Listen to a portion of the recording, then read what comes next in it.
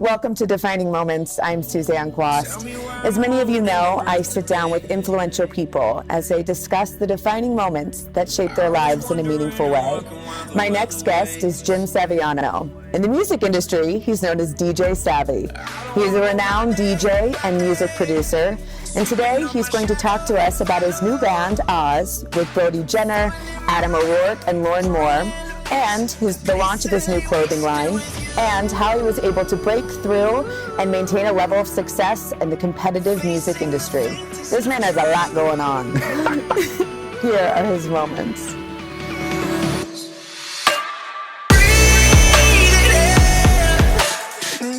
Thank you for joining me. Thank you for having me. We were just complimenting his black leather jacket.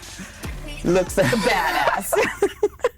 It is raining in LA, so I feel like you need something warm. I wasn't going to wear a jacket, and then it was raining. There you have it. So tell me a little bit. I was reading that you got started actually when you were managing at Hyde, the original Hyde for SBE in Los Angeles. But I feel like for people who don't know, I think we need to explain what Hyde was back then, because it was kind of pre-social media. Yeah. So all the celebrities were coming to this place. It was one of the last places that was a safe haven for celebrity life, and basically everyone came through. Like, it was 7 nights a week, A-list, like maximum capacity of around 110, 120 people. And it was just like a little club that everyone kind of knew each other. And if you wanted to get in, someone who was like in the circle had to bring you. But if you came back without them, then you weren't like... Sorry, you may have come with Kanye last week, but this week you're not getting it. Yeah, I mean, this was Kanye and Jay-Z like in one corner one night. This was Cameron Diaz on a date with Justin Timberlake. This was Paris Hilton making out with Jenna Jameson. This was Britney Spears shutting down Sunset Boulevard. I mean, it was one of the most iconic lounges in the history of Hollywood. Which is so cool. And I had just moved here at the time after graduating college. So I was just like little young kid who happened to be, I think, in the right opportunity and had no idea what I was getting myself into. I grew up in the Midwest. So I did too. I grew up in Kentucky. So that didn't you know what exist. I'm talking about. Yeah. I go to a bar there and I get a vodka soda and a beer and it's $4.75. I miss those days. True story. That actually happened. But okay, so then you're managing there. And then how did it come about that you then started to get interest in DJing or music? I've been in music my whole life. I played the drums since I was 5, the guitar. I was in bands. I did musical theater. When I was in college, I was the social chair of the Sigma Chi fraternity, and I did the music for all of our parties. Really had an interest in DJing, but kind of that was about the extent of it. And then in managing that club, it was like Steve Aoki was one of our residents well before he became this, iconic person that he is today. DJ AM had played there, DJ Vice, Sam Ronson. There was just a list of all these DJs, and it was right around the time that you could start playing on a laptop. So it looked like way more appealing to me that you wouldn't have to go and record digging and start carrying records, but still I started on vinyl and I kind of just played around as a hobby on Sunday with these 2 girl DJs that let me mess around. Who are they? This girl Emma and someone else. There's 2 little British girls that were super, super rad. But yeah, they just kind of let me mess around. I took a liking to it. Bought turntables on my birthday in 2007, and that day, this kid Brett Gursky, who was like Brett Ratner's former assistant, was a big up-and-coming director/promoter, and he was running this dinner party in Beverly Hills, and Dustin Hoffman's son Jake was the DJ, and he had booked a movie, and he needed like a replacement like that day. Okay. So he's like, yo, I know you're playing with music. Do you want to do this? And I was like, look, dude, honestly, I just bought turntables. I really don't know what I'm doing, but I know the right songs to play. He's like, I want everything that you kind of play at Hyde. And I was like, cool. So I did it, and it was just like Nicole Richie, Lindsay Lohan, Mary-Kate and Ashley Olsen, Emmy Rosa. It was like this huge slew of like, who's who at the time. And they loved the music, and they gave me that residency. And so basically DJ Savi was born while I was still managing at Hyde, and I was a general manager at Lobby. So I had 2 manager positions at 2 different clubs. And then on my like one night off, I was playing and kind of built a little buzz. And then people were going around saying, my real name's Jim. People go around saying Jim from Hyde's DJing. And so they sat me down and they were like, look, you can't be going. I'm like, I'm not saying anything. I'm Jim from Hyde. Yeah. And I had to make a decision, like, do I want to stop this thing that I found a love for, or do I keep pursuing? And more opportunities kept coming in. And so they were like, look, why don't we just give you an opportunity? So they gave me a place on Sunday at this place called S Bar. And that was really where it all started. And then when I left, which was about a full year after getting turntables, I think I milked it as long as I could. But they were like, clearly you want to be a DJ, like, time to go do that. But by the way, we'd love you to continue to work with us. But what a great opportunity, and what an, actually putting in your hours to be able to perform at the high level that you are now. Well, that was a hobby. It never was intended to be my career. I moved here to act. I majored in electronic media, which is broadcast journalism, and it was only because my parents were like, you're not going to college for acting. And I was like, cool, I'll figure out what could be the closest, and did that. And then I interned for Carson Daly, who I wanted to be the next Carson Daly. And by doing that, they made me a stand-in. And so I kind of got the full experience and realized while doing it that I really don't think I had the drive to pursue that side of it as much as I felt more drive to explore the creative side of what I wanted to do. But you might not be then acting, but you are putting on a massive performance when you get on stage. If you guys haven't seen him, go to his Instagram, go look him up on YouTube. No, your energy level. Come to a show. Or the obvious, come to a show. How do you, so you're playing for all different types of people all over the world. Yeah. How do you prepare for each set?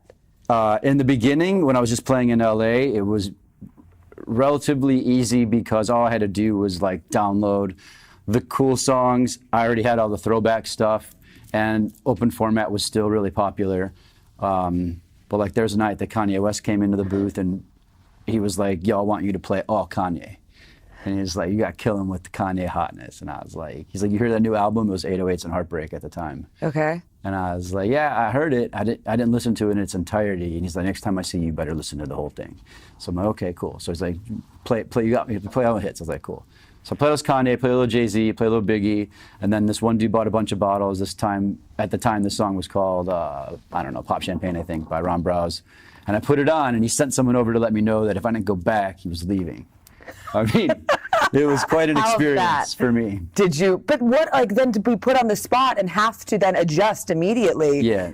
Honestly, though, it must have been a great learning experience. It was the best preparation that I think I could have gotten because I wasn't allowed to create how I wanted to create. I had to adapt to what bottle was being bought, what celebrity, what artist was there, and it really made you learn to think quick on your feet. So then when I got into Vegas and started playing all the big clubs there, and then started touring, and you go from in LA, people weren't staring at the DJ yet, but then as it elevated over the next few years, you're standing in front of thousands of kids who are like, entertain me. Yes. And so it's stressful because you're responsible not just for the fun, but also for driving revenue for the venue. Wow. There's a lot on a DJ, now because it's not like it used to be where the booth was in the corner and no one really cared.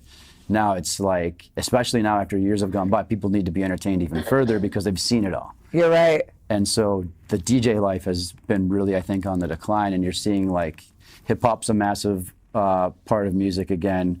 Pop music is on the rise, and I think it's going to be interesting to see what evolves over the coming year or two with where music goes in general. What do you think is going to happen with the DJ scene? I hope that my new project is going to be part of that. I created a new project that's kind of like rock and trap, but I think hip hop will still be pretty heavy. Trap music is heavy. Pop is always going to be, I think, just popular in general. But I do think there's going to be some type of futuristic evolution. I'm just not quite sure what it is yet. What do you think differentiates you from other DJs? So before I started making music, I made all my own mashups because I wanted to stand out in a way in which I knew how to at the time. And most DJs, they make their mashups, they give them away, and they blow up. And I didn't want to do that because I gave my stuff to a friend from Chicago who played at this really cool club called Cuvée. And then when I went to play there, at the end, the manager was like, yo, great set. But he's like, you sounded a lot like a resident. No. And I was like, I don't want to sound like anybody. So I never gave my stuff out after that. And in 2015 is when I really started exploring music production. And I think the music is part of it, but I would say also 10 years of learning how to read rooms and bring in the right energy to the right room is really what makes a true like artist and DJ stand out in general. And especially now that it's back to, you can't just press play and wave your hands in the air. Nope. You have to be reading the room and adapting. That's where my strengths truly shine. And how do you then mentally prepare and are able to maintain the level of success you do on a regular basis every single night? I don't know. I ask myself that every day.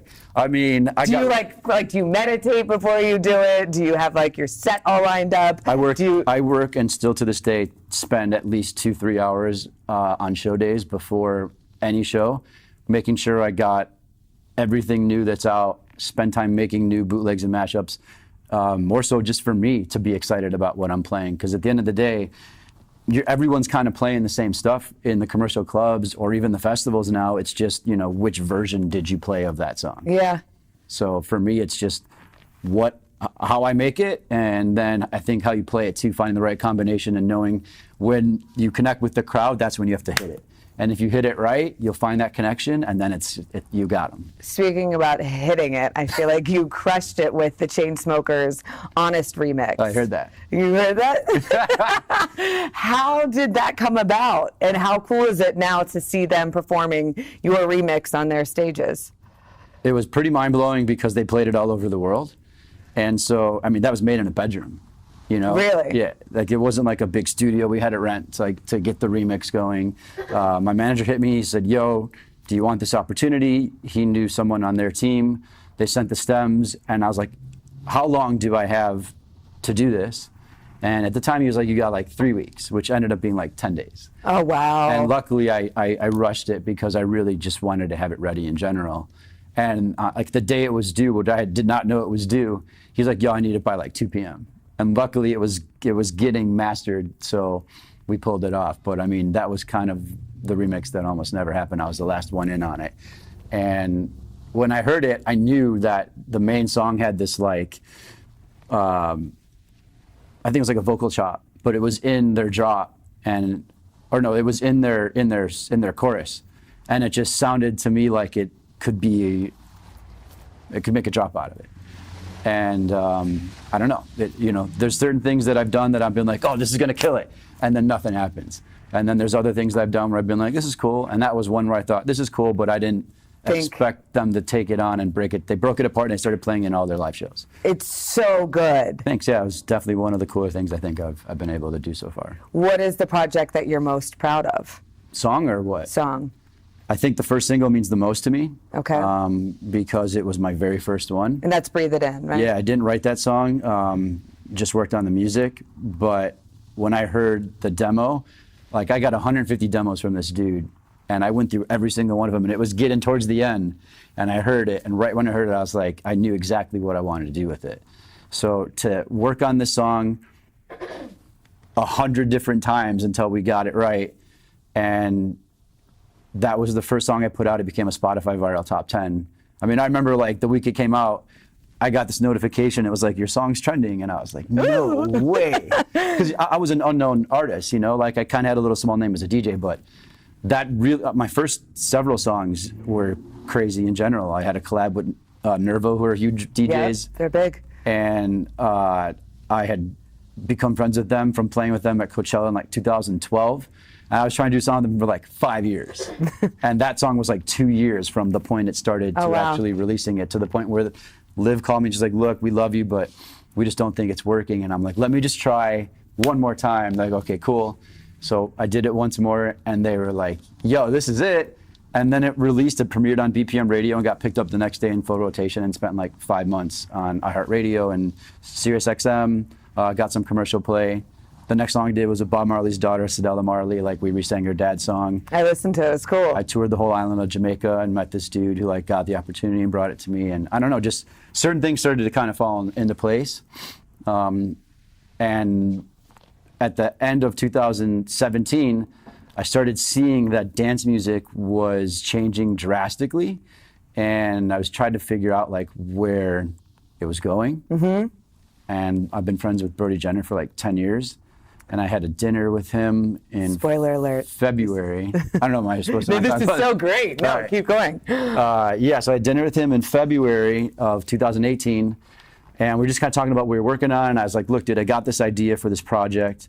I want it to be kind of like rock, kind of like Nine Inch Nails, kind of like a retro 90s vibe, but with like Skrillex kind of trap and also like unique. And he's like, yo, it's so crazy that you say that. He's like, my childhood friend and I have been working on music as well, and we're working on this Nine Inch Nails kind of vibe. And I'm like, what does this kid do? I never met Adam before, and he played a song for me that Adam had on his Instagram. And I heard this kid's voice in like 2 seconds of him opening his mouth. I was like, yo, this kid could sing like this? He's like, yeah, and he plays all the instruments. He used to be in a touring band, like toured the whole world with Korn. And I was like, this is the project. It's a live act, like you, me, Adam. Would you think Adam would be down? He's like, yeah, I'll call him tomorrow. So I'm like, okay, cool. We finished dinner. Within 5 minutes of leaving the restaurant, he called me. He's like, yo, I talked to Adam. Like, he's in. Let's do it. And I was like, okay, cool. I'm like, I think we need to bring in an engineer because none of us were like professional mixers. And I have an engineer I've worked with who's mixed the majority of my songs. Like, he does all the final touches on them. And I hit him up and he passed. And I was like, look, dude, I know that you're passing, but I really think this could be something that could stand out. Come to my house, meet the guys, listen to Adam sing. If you're not into it afterwards, like, all good. So he came over, Brody and Adam in my living room, and we're playing music. And Loren's like in the corner. Loren's like raised in Texas, but born in England. So he's got like this crazy like Southern tech. He can't even do it. It's just weird. And so we're playing. The blend of accents. Yeah, right. And he's like shaking his head. I'm like, why are you shaking your head? He's like, I can't believe like I almost passed on this, mate. And I was like, so you're in? He's like, yes. And so that day it was born. We started making music that week, and it's been a whirlwind over the last 11 months now. We're finishing our album. For 11 months. Yeah, we're finishing our album this week. Like we're getting all the mastering. How many songs are on the album? Well, we have like about 12 songs. I think we're going to release those singles initially because in today's world, like as an unknown, it's usually better to use singles as buzz builders. We're dropping this remix of Nine Inch Nails Closer that we did that I'm really proud of because I've worked on this for a year and a half. And trying to get it right and recreate the original sound was not easy. Like I can imagine. I mean, he's never released the vocal or the samples or anything, so it was all made from scratch. Wow. And that's how, like, we put that video out to tease it, and then this is how we're going to introduce the project, and then start firing off music. So it's all new and very exciting because I'm still doing Savi, and this project we've gotten incredible feedback from a lot of people I highly respect in music. I actually think we have a clip of it, so we're going to go ahead and play the teaser now. Yes. What's the like the taste of butter, a pretty dress? What's the like to live deliciously? Yes.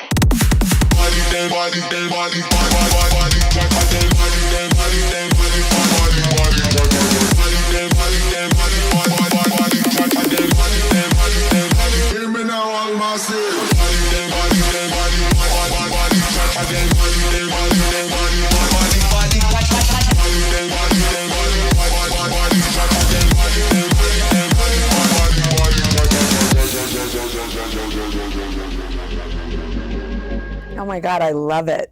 It's so like there's like a futuristic. Are you gonna come to a show and headbang with us? 100%. Yes, backstage. But it's like got a futuristic vibe, no? Yeah. Like there's something. It's supposed to have a combination of future and past. We all grew up like listening to 90s rock.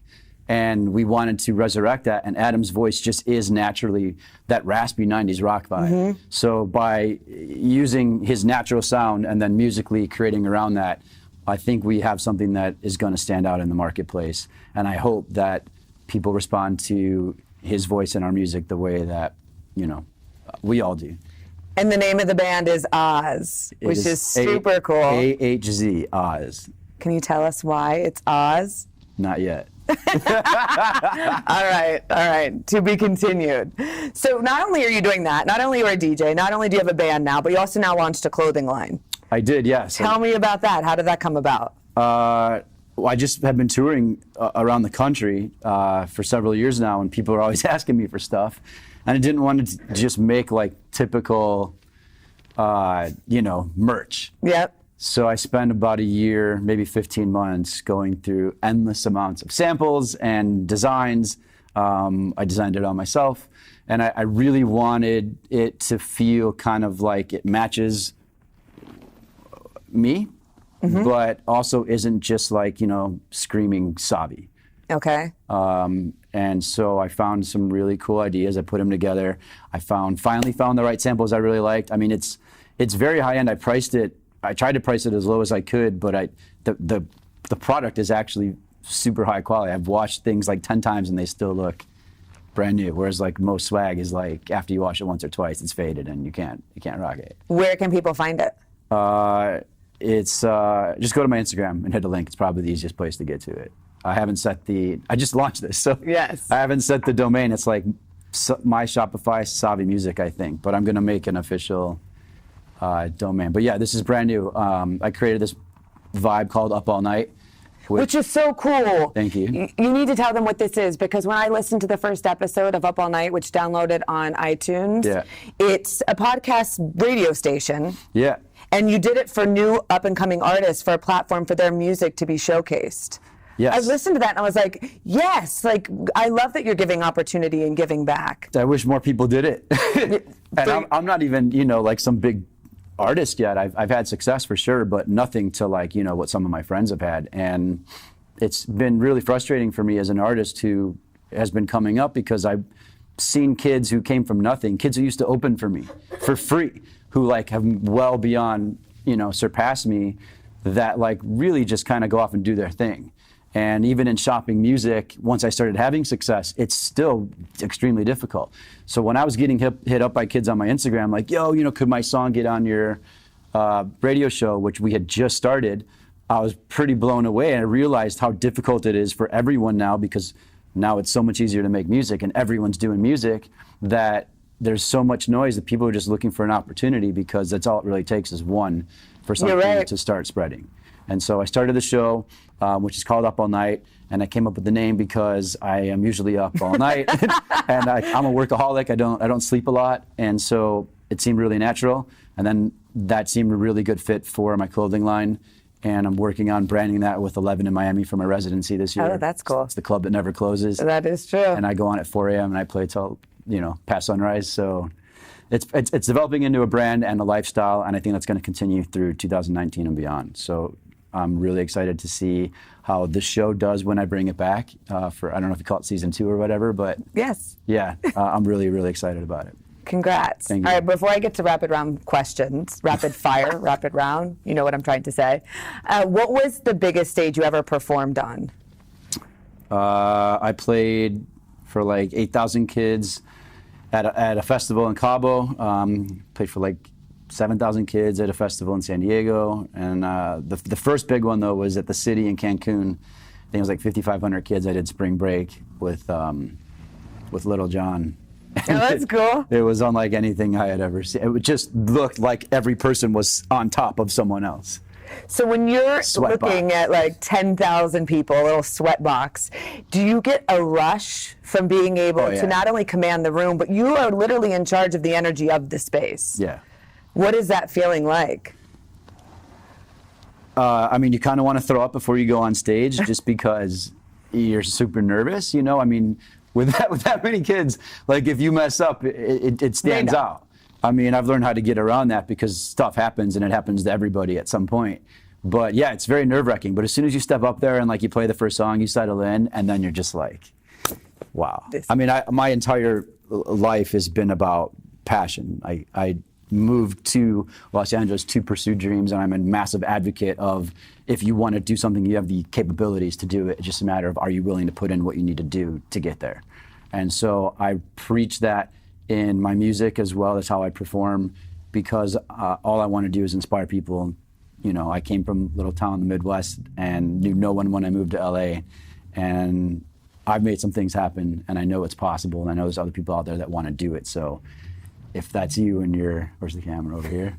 Yeah, if that's you and that's something that you're trying to do, know that you have the power to do it. You just have to put in the work. to get there. Oh, that's really special. And I think that transcends all genres, all facets of different careers. Absolutely. No matter what you're doing, Absolutely. you can do it. But like you said, you have to really be willing to put in the work and probably face a lot of rejection too along the way, or a lot of no's. Maybe not full-blown rejection. No, there is a lot of, I mean, you have to have thick skin. You have to be willing to literally hear how much you suck and then use that to drive you to just get better. No is not, I never took no as a no, I took it as a maybe. They responded, so No there's is that. just no, not right now. Just not right now, Yeah. exactly. Okay, so rapid fire questions. What's the most difficult decision you've had to make to fulfill your greater purpose?